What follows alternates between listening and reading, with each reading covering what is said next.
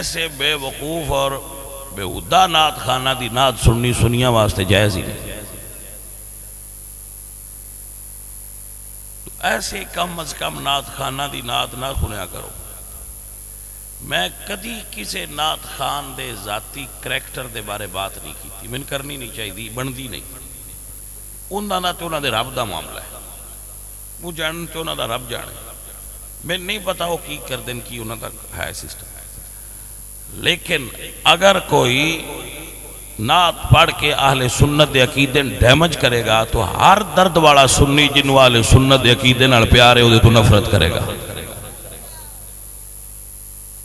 اور کم از کم تواڈے اندر اتنی کو غیرت ایمانی ہونی چاہیے کہ ایسا نعت خان جڑا ساریاں گھران جاندا ہو، بند بھی پڑھ لوے تے نعت بھی پڑھ لوے، اس نعت خان دی نعت بند کرنی چاہیے. کچھ لوگ انج نعت پڑھ دیں کہ نعت دا تقدس پامال ہوندا ہے، اور اہل سنت و جماعت دے مسلک تے لوگ ہوٹنگ کر دیں کہ جی دیکھو اے مطلب نعت خان نے گانے دی طرز تے نعت پڑھ دینے تو فلاں کر دے.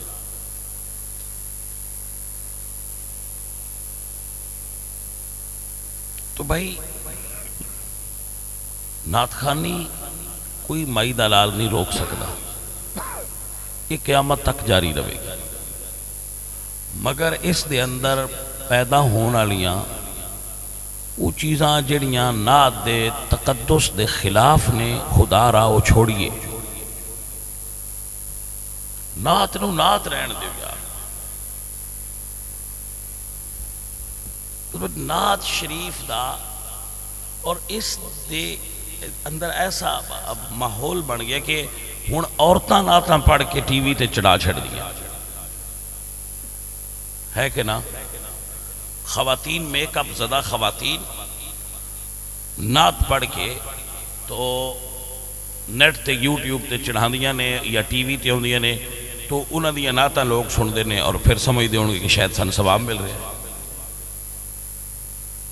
تے وہ جڑیاں نعت پڑھن والیاں باجیاں نے، انہاں دے جڑے بھائی جان نے، وہ تھلے سبحان اللہ ساریاں تو باہلی انہاں دیاں نعتاں ہیٹھ لکھی ہوندی. پتہ نہیں وہ کس تے سبحان اللہ کہہ رہے ہوں گے. عزیزو ایسی چیز پھر جو دوسرے لوگ نے جدو تک دن تے وہ پھر آندن کہ اے مذہب تے نہ ہویا. تو آپ نو اس چیز تو بچن دی ضرورت ہے. اور اس تو بھی خطرناک چیز وہ نعت خان ہیں جڑے بد مزمال جا کے بھی نعتاں پڑھ دیں. یعنی انہوں دیاں ویلاں بھی سواد دیندیاں نے تے سنیاں دیاں تے مڑ گئی گھر دیاں.